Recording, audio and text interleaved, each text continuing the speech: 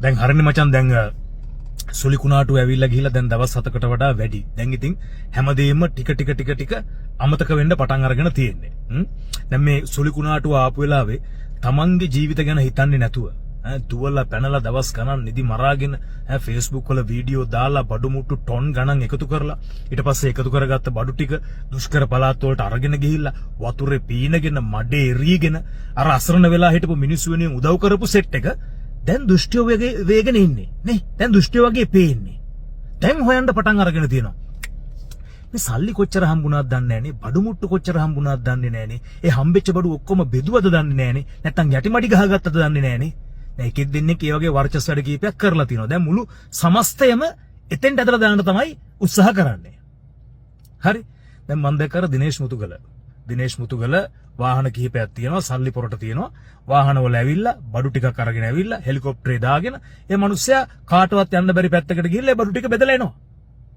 දැන් Facebook එකේ ඉන්නව අන්න හැලි ලියනවා. දිනේෂ් මුතුගල හෙලිකොප්ටර් රෙන්ට් එකට ගත්තද නැත්නම් සල්ලි වලට ගත්තද කොච්චර වියදමක් එතෙන්ට ගියාද? හෙලිකොප්ටරේ ගෙනියන්න පුළුවන් ධාරිතාවය කොච්චරද? පෙට්‍රල් කොච්චරක් ගහන්න පුළුවන්ද? පෙට්‍රල් ගහපුවාම හෙලිකොප්ටරේට තව බර කොච්චර ගෙනියන්න පුළුවන්ද? ඒ ගෙනියන්න පුළුවන් බල ප්‍රමාණය හාල් කොච්චර පුළුවන්ද? පිටි කොච්චර පුළුවන්ද? සීනි කොච්චර පුළුවන්ද? පරිප්පු කොච්චර පුළුවන්ද? දිනේෂ් මුතුගලගේ බර කීයද? පයිලට්ගේ බර කීයද? මොන්න තරම් ඊර්ෂ්‍යාකාර මොන්න තරම් කුහකයෝද කියපන්කෝ. යකෝ වාහන ටික මුතුගලගෙන බඩු සල්ලි වලට ගත්තෙත් මුතුගලන. හෙලිකොප්ටරේ රෙන්ට් එකට හරි සල්ලි වලට ගත්තෙත් මුතුගලන. හෙලිකොප්ටරේ ගියෙත් මුතුගලන. ගිහිල්ලා බඩු ටික දීලා ආවෙත් මුතුගලන. හෙලිකොප්ටරේක නෙමෙයි කෆීර් එකක ගිහිල්ලා බඩු දීලාවත් උඹලට පාන්ද? අසරණ මිනිහෙකුට තඹ දොයිතුවක් දෙන්නේ නැති. අසරණ මිනිහෙකුට වතුර උගුරක් දෙන්නේ නැති එවුන් Facebook එකේ හැල්ලියෙන්න පටන් ගන්නවා. දැන් අර කප්නෝරුවේ හාමුදුරුවන්ට දැන් පළු යන්න ගහනවනේ. දැන් කප්නෝරුවේ හාමුදුරුව වටා තරුණ තරුණියෝ අපේ රටේ මිනිස්සු දහස් ගණන් ලක්ෂ ගණන් දැන් එකතු වෙන්න පටන් අරගෙන තියෙනවා. දැන් ගහනවා.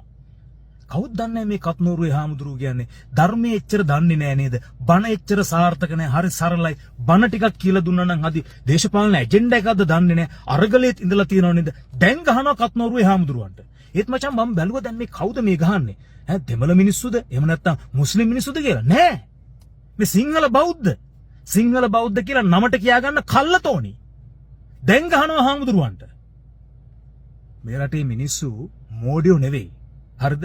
අල්ල ගන්නවා වගේම යම්කිසි සිදුවීමක් සිදු වුණොත් ඒ ශනිකව අතහැරලා දානවා. හරිද? මචං රටට විපත් කිහිපයක් වුණා. සුනාමිය ආවා. අපි ඔළුව ඉස්සුවේ නැහැ. කොවිඩ් ආවා. රට බංකොලොත්. සෝබාදහම තව එක chance එකක් අපිට දීලා තිනවා රටක් විදිහට නැගිටින්න කියලා.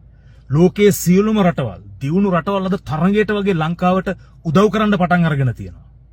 මේ වෙලාවේ අපි කරන්න ඕනේ මේ අපේ හිතවල තියෙන ඊර්ෂ්‍යාව, කුහකකම්, වෛරය, ක්‍රෝධය මේ සේරම පැත්තකින් තියලා.